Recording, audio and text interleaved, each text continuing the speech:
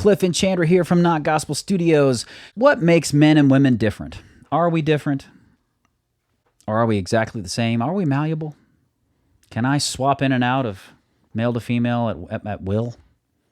No, but anyways, we're going to talk about what makes men and women different, social pressures, and all that good stuff. Stories we've heard on the week. This is Not Gospel.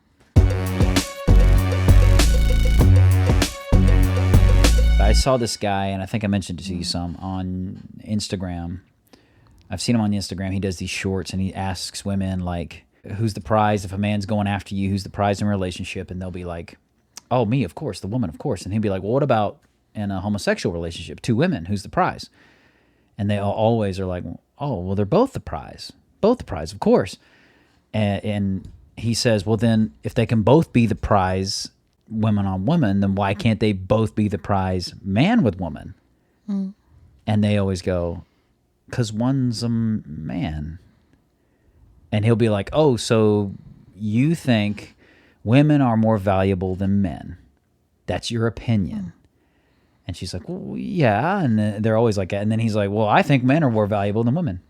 Oh, automatically he's a misogynist and a sexist. She's allowed to think women are more valuable without being a sexist. But if he says that, he's a sexist and a misogynist. Yeah. And I mean, is that double standard not weird? I don't think it's a double standard. I feel like a woman would feel that way. But here's the and a man is going to feel that way. But right, but here's the difference. A woman would feel that way and feel like she's allowed to feel that way. Mm-hmm. If a man felt that way, he knows he's not allowed to feel that way. So you think it's kind of like black people are proud to be black, but white people aren't allowed Can't be proud to be white. Yeah. It's that same thing. Yes, because there's no man who they know they're not allowed to say, yes, I'm the prize in the relationship. Like men are of more value. They know they're not allowed to say that. I'm not saying that that's how I feel. I've always said for a long time, men and women are complementary. You know, like we need each other. Yeah. Oh, we need each other. I forget that song. I don't even know that song. Is it a commercial? No, I think it's a real song.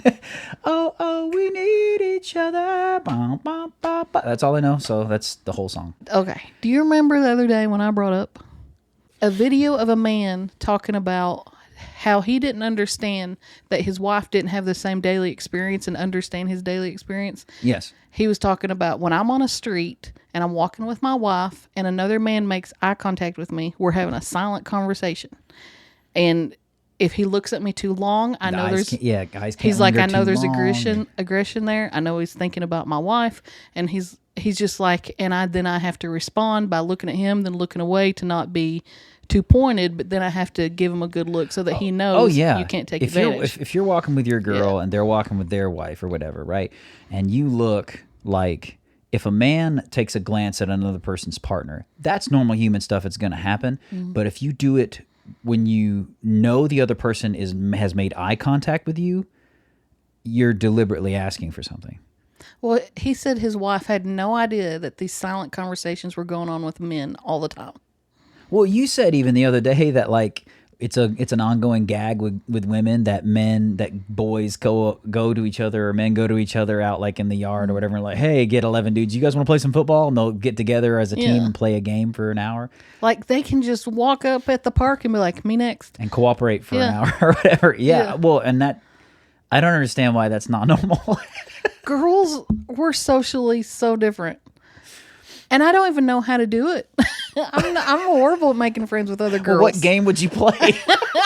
That's what you think about it. Girls, hey, you guys want to go over here and pick at the new girl game? Or what do you guys, I don't know. Because even as, I don't either. We're competitive. Men are competitive. So even as grown adults, we will go do pickup games of football and basketball and stuff like that, and that's the activity. Go play a game. I think men, because you all grew up beating each other up, there's like, you all have to come up, like when you meet each other, there has to be a certain level of respect that you're paying each other, or there's going to be problems.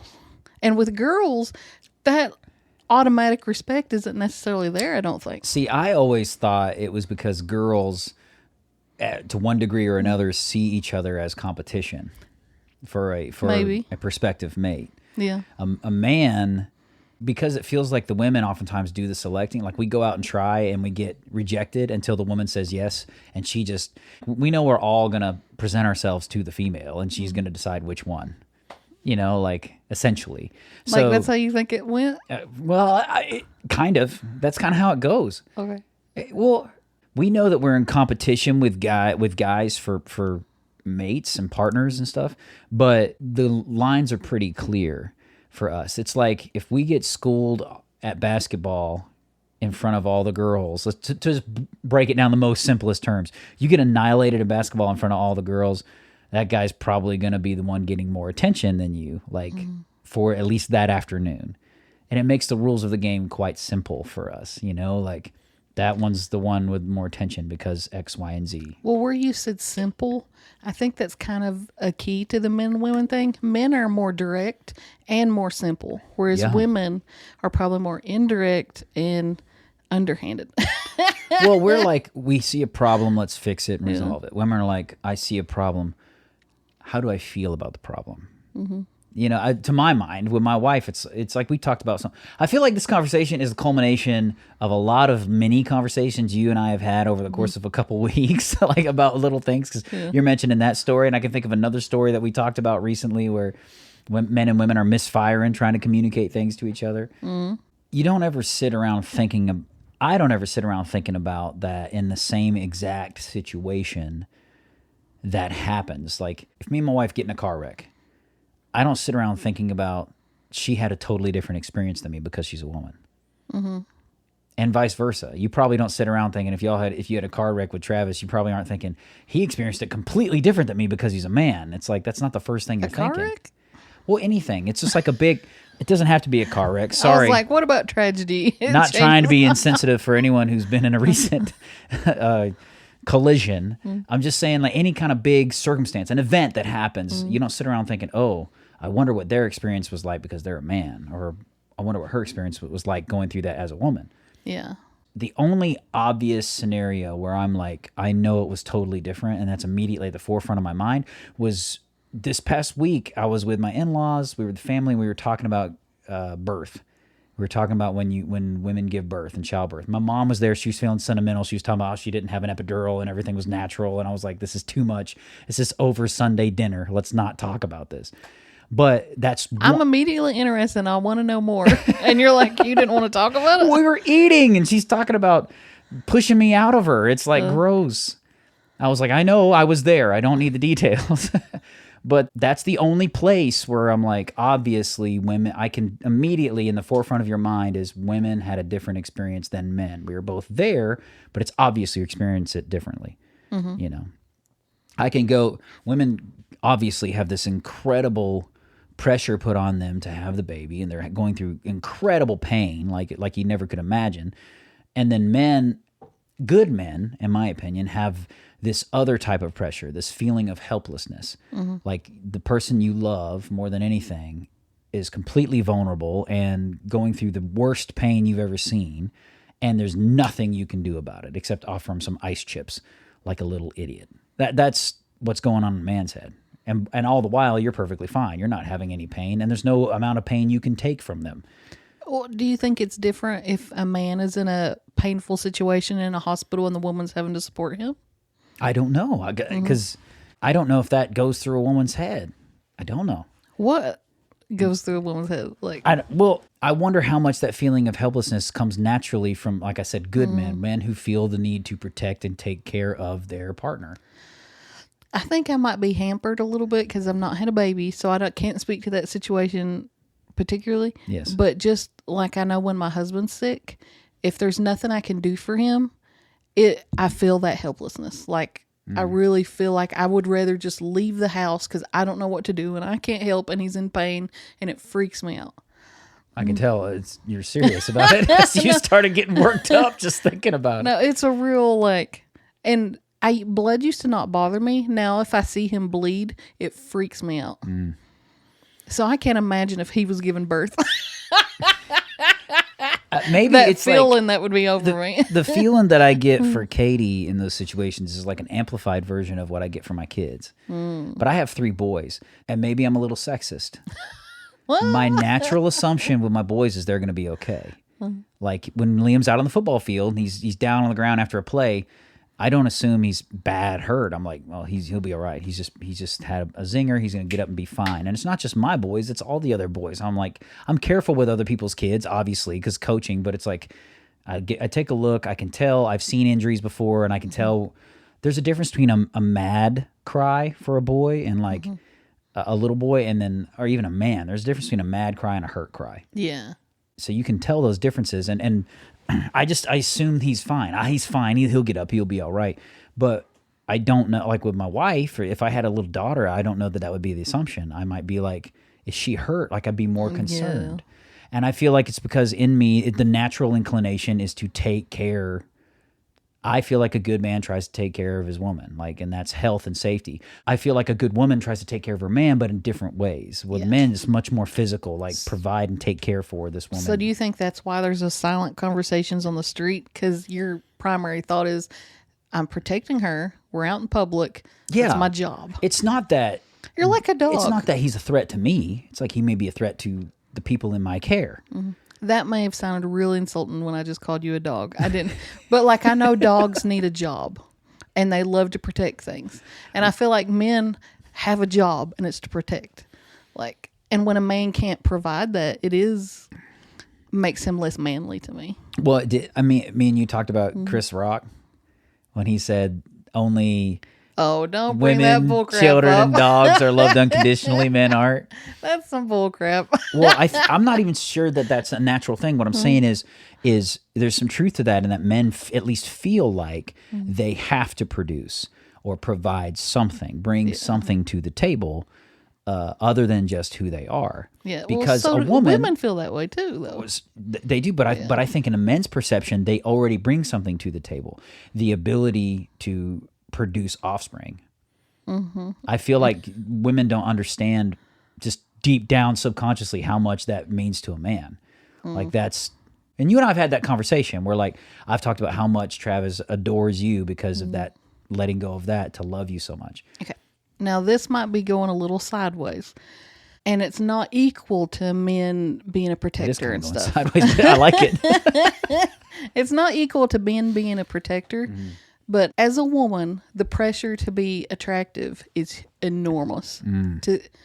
You feel like you have to be attractive to men and for men. And if you don't have attractiveness, if you're just born ugly or you're a large person or just different things you're going through in life, it can mess with your head. I can't imagine. Like you feel not valuable that sometimes. Same thing is if you, in my opinion, if you're a good man or worth your salt, and your woman works and brings home the money and stuff. Like my wife's a pharmacist. She makes good money. If you're not providing other things, if you're a good man, your head immediately goes to, and you got good friends who are there to iron sharpen iron and to push you to do better. They're saying, well, what are you doing? What are you bringing to the table, man? Like, what's your thing? Like, and there's this immense pressure to do something. It's like, you better be cooking the meals or whatever. You better be picking up the slack at home. You better be taking great care of your kids. You better be doing this stuff. You better be the next level dad that no one has ever seen, and so you think more is expected of men than women? Like a girl literally could, if she's pretty enough, skate by her whole life. Part of looks. It may be because of the looks. More may be expected. In my opinion, yes, more is expected of the man because not more in like, oh, it's much. It's all this stuff. It's like because the women already carry the pressure of attractiveness that you mentioned, which is it's an immense pressure to meet social standards and all this stuff. And if you're a woman who's single at X amount of age, they're like, what's wrong with you? Or whatever, even more so than there might be a man. Maybe he's just having fun or whatever, you know what I'm saying? Like, so that social standard is there and the social pressure is there. But I think more in a sense of providing other things is required of men because that attractiveness pressure isn't necessarily there. But I do feel like women are at a mercy to nature. Like you kind of just have to be born a certain way. Yeah.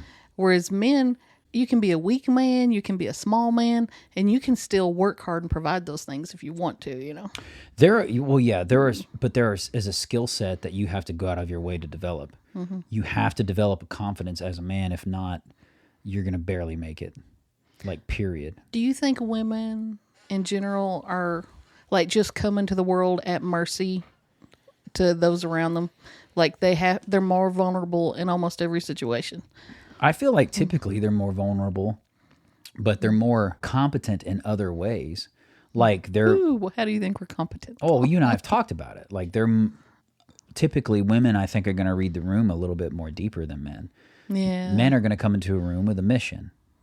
Even if you go into a bar at that bar age, you know, in the college age, man walks into the bar with a mission. I'm gonna find a girl. That's basically the thing. Really? Or I didn't know men were thinking walks this, into the bar. bar. I'm gonna eat wings and watch the game. Woman goes into the bar. I want to look pretty when I go to the bar, or I'm going to be attractive, like you said, when I go to the bar, and I'm going to smell great, and I'm going to be dressed to the nines, or I'm going to be X, Y, and Z when I go to the bar.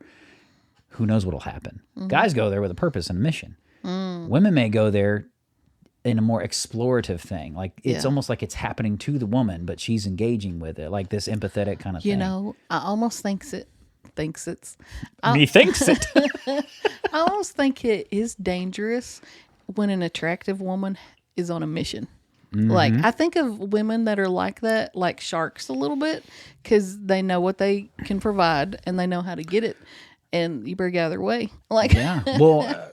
Jordan Peterson called that assertiveness training, where women would work the same job as men, but they'd be overlooked for promotions over and over and over, and he'd get them in counseling, and he would work on them with, you need to be aggressive here, driven and with a goal and X, Y, and Z, like you said, and within X amount of years, they'd triple their income, work their way up the ladder, because he was teaching them that assertiveness. How to take yourself seriously, how to fight for what you want. But it starts with having a goal, a specific goal. I've heard Natalie Portman talk about how most of her life she had a baby voice and spoke real high. Yeah. And that she had to go through therapy and stuff and learn how to speak in a deeper voice so that men would take her seriously and not just look at her as some pretty little thing, you know? Yeah. That's a hard life. Did you see all those? This is really derailing it. But that reminded me of, did you see people are reading all those videos of trans people with trans regret? What do you mean reading the videos? I'm sorry. I've seen people online, they're reading the letter and it's like trans regret. This one person was 17 and said that they went through transitional hormones and puberty blockers and these things and had a top surgery, and they'll start each one of the letters with like, I'm a flat-chested so-and-so with stubble on my chin and a visible Adam's apple. Nobody's going to love me, blah, blah, blah, whatever. They'll be like, I've tried to get my voice back after taking hormones. I've tried to get my voice. This is what made me think about it. You said Natalie Portman. I've tried to get my voice back to sound like a female. It always just sounds like a guy who's trying to sound like a woman. Like, you know what I mean? Like they say, it never sounds natural, and guys are always turned off by it. Man. Yeah. I've seen now several like conservative people and like on Instagram and stuff. Like I think even Matt Walsh, read one where he read one of these letters on his podcast detailing the regret and how they're not even blaming their parents. They're like, the first time I tried to transition, my mom was like, no, don't do it. And then the second time she was just as brainwashed as I was, that like, this is the right thing. And that if she really loved me, she would support me in this. So I'm not mad at her, but like, they'd be like, I feel like ending it. I have no hope to live. Like I should be hopeless because nobody's going to want me. Man, it's like they took themselves out of society. Like, or their mental health did, whatever it was. Yes. They've removed themselves from male and female. Put themselves in a category because they were convinced socially that that's where they belonged. Yeah. And then the problem, what is not being taught is that what we've talked about, you're developing till you're 25. You know, in your prefrontal lobe or whatever it is. It's like you are finding out who you are all the way up to that point. So even if you're confused in your own skin at 14 years old, 15, 16 years old, that's pretty stinking normal. Like to be confused in your skin. I'm not saying it's normal to think you're a boy if you're a girl. Not like everybody does that when they're a teenager. Yeah. Kids probably do that when they're 4. All kids probably are like explorative in that kind of sense. When you get in a teenager, yes, that's a little different and more complex, but it's not, let's just chase down every rabbit, you know? No, I think if you're in the world, like we all run in different little worlds and social groups and stuff. And if you're running in a world with a bunch of people who are like, you know, you are whatever you want to be and stuff, you're not seeing the detransition videos. You probably don't even know they exist. Yeah.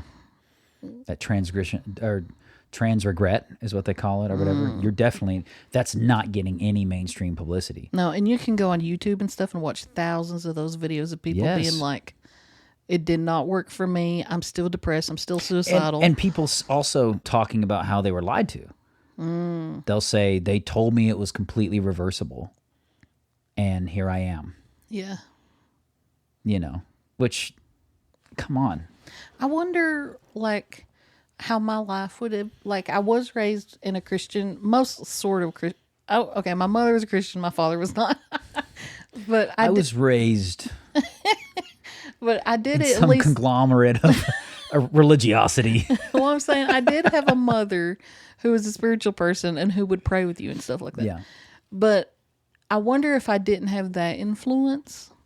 I am a bit more masculine's not the word. I don't think I'm masculine, but I do tend towards, I get along with boys better. I think more logically, I think. I'm more into tech stuff. Like, I do fit in with that world a little bit better. And I wonder if I could have grown up more confused, like maybe I'm a boy, you know. Tomboyish kind of vibe or whatever. You told me that a bunch. Back in the day. Chandra and I have been friends for a very long time, by the way. I don't want you to tell personal stuff about me now. No, but what I'm saying is you told me that you're like, you wonder how different your life could have been had you been influenced more one way or the other. Yeah. And I had to consciously, like, for like 20 years now, I've had short hair, but it used to be quite a bit shorter. And I wore mostly t-shirts and pajama pants, like everywhere, all the time. And I was getting hit on by lesbians a whole lot. Like, I had like more of a look you about found out me, what they were guess. into. They have a type. No, but I made a conscious decision to be more feminine. Yeah. I was like, that's not the lifestyle I want for myself. And that's not the signals you want to be sticking out there. Yeah. The vibes you want to be putting off. Yeah. Well, okay, so I want to know how you feel about this. I'm not gonna name any names. Oh. A very close a friend of mine who's a Christian, very active in church, loves Jesus. Jesus changed her life or whatever. Also openly admits, and is in a healthy, happy marriage with children, openly admits that they are attracted to both sexes. And do you think that's typical for women more than men? Maybe. No, I have, you know what? I have no idea if that's more typical than women for men. And if it were more typical for women than men, I would say probably because women typically have more of a sex appeal to them on the average, in a sense of they go out of their way. The beauty standard, I would say the beauty standard, if it is typically more women than men that are like, I could be attracted to both sexes or whatever, I would say it's partly because of what you and I talked about before, that women have this beauty standard that's set up for them, and so they're more like appealing. We fall more in, like, if you're not a shallow person, guys are going to scratch and itch and stink more likely than than a woman. She's probably going to be more conscious of how she looks, smells, and whatever else. I mean, heck, I have to ask my wife, do I smell bad? Tell me. Sometimes. I'm saying women do follow their emotions more typically. Yeah. And so if there's someone that's an attractive person, it's easier for them to be attracted to them, male or female, maybe. They'd be more inclined to pursue those feelings, is what you're saying? Maybe. Well, I think it's generationally different also. Like, my mom grew up, I know she talks about, like, she had little friends that they would hold hands and run around together. Yes. We didn't grow up with that kind of innocence. Well, you can't do that now, though. I grew up knowing about pornography. Like, I grew up with best friends, guy friends that you stayed over at their house. Me and my buddy Eric would stay up all night playing Bomberman, eating sandwiches late at night, drinking Coca-Cola, and just filling the room with farts, as like boys would do. Waking up the next morning, I'll never forget it. We're sleeping in the same bed, like just there. We're staying up till 5 a.m. I would look over at Eric and be like, I'm just shutting down, man. I can't play another game. Like, we just stand up so late, can't move. Like, it was more innocent. Yes, his mom, but we're teenagers. Yeah. Like, he's driving me to school at that point or whatever. His mom would come in. It smells like buttholes in here because it's two guys staying up super late playing video games and going to sleep. If that were to happen today, people would swear, well, maybe you guys are in love and you should explore it. Guaranteed. And you laugh, and I kind of laugh at it because I think about that was normal for me back in the day, like that. Yeah. And they call it homophobic. I am super straight. There's nothing attractive about a dude to me. All right, period. You can like them if you want. If you're a dude, nothing attractive about a dude to me. Well, okay. Well, what I was saying was, generationally, like pornography wasn't as prevalent in my mother's generation.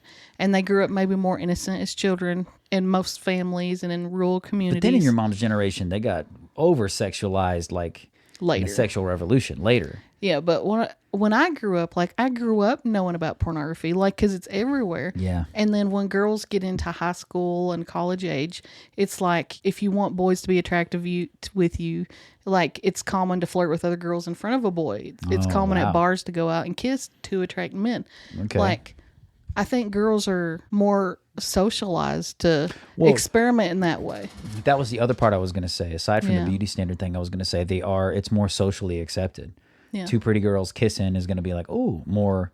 Even the straight guys are going to be like, oh, wow, look at that. Versus even the ones who think it's wrong, they're inclined, if they have struggled with pornography, they're inclined to look at lesbian pornography or whatever. You know what I mean? What's weird to me, though, is that this generation, you're not allowed to have that explorative phase without people just saying, oh, putting a label on you. You guys might be gay. You might be bi. You might be part of the LGBTQ community. And I'm like, I might just be a dude with a friend who likes Xbox. Whatever. I remember when my brother was little, he told me about some girls he saw kiss at school. He's like, they're gay, Chandra. And I was like, no, I think they probably just want attention, and that's why they did that in front of everybody. You can't always label someone at 12. But my friend who's a teacher at high school, she's saying that. She's like, all the time, it never fails. They've got girls who are dating girls one week and they're dating a boy next week, and boys who are dating boys this week and dating a girl that next week. Just in and out of it doesn't matter. Yeah. And they say it's because the natural assumption, if you see two dudes talking pretty close in the hallway, hanging out, maybe they're gay. See two girls holding hands in the hallway, like you said you used to, kind of innocently, oh, they're lesbians. Maybe they're lesbians. Do you think adults are putting... Because... Not the adults, the kids are saying that in the school. Well, what I'm saying is the adults who got screwed up in their childhood are further screwing up the next generation's children. And it's but I think they're doing it worse. Deliberately. I think they're doing it through the entertainment and all that stuff. Oh, yeah. The adults who are all jacked up and screwed up are like, I'm going to mold the world into what I think it should be. Yeah. And I think it's getting worse on each subsequent generation of children. Oh, yeah. Yeah. And it's not just an American thing. That's an everywhere thing. But it's particularly America, where we have so much freedom to think and do how we feel and want. It's particularly concentrated here of I'm going to be whatever I want. I am an animal today. You know what I mean? In America, if I were to say that's weird, people would be like, shame on you for calling them weird for thinking they're a cat today. Yeah. They're clearly a human, but all right, whatever. But Thomas Sowell said a quote that said oh shoot, hold on. It's a great quote, but what we were saying made me think about it. I read it today too. The quote that I like so much from Thomas Sowell in reference to what you're saying, that each generation's making it worse on the next generation, is that some Americans will never appreciate America until after they have helped destroy it and have then begun to suffer the consequences. Once they've destroyed it and are suffering the consequences, then they'll appreciate America. Well, it's like in, Venezuela, they voted for the communism. Yeah. And now they don't have food, and all kinds of Venezuelans are being pushed over the American border right now. Yep. And they voted for that. I know. Sorry. I know. It makes me angry. Well, and they're doing it in America. 81 million people voted for a grandpa in America who said, if you've got an 8-year-old boy who wants to knows he's a girl, I think it's a beautiful thing to help him on his transition journey or whatever, in a town hall. Controversial opinion. I don't think there was 81 million votes for Biden. I really don't. We are not allowed to put that on YouTube. I have to put it on YouTube. Can't. Have to. Can't. You could say controversial opinion. Chandra questions election results always. I think let's just say he reportedly got 81 million votes. I can say that. Do you know that Trump would have had the most votes ever cast for anybody ever? Yes, except he did. For Biden. Except for bull crap. This addled grandpa. Bull crap. Hey, I mean. Anyway. If you like this clip from the Not Gospel Studios YouTube channel, don't forget to share. Click on one of the other links and videos. You can find them here and subscribe. I think it's down here. Tell your friends about us. Tell them that it's healthy, that it's vegan, and all of those things. Keep being awesome, because that's how God made you.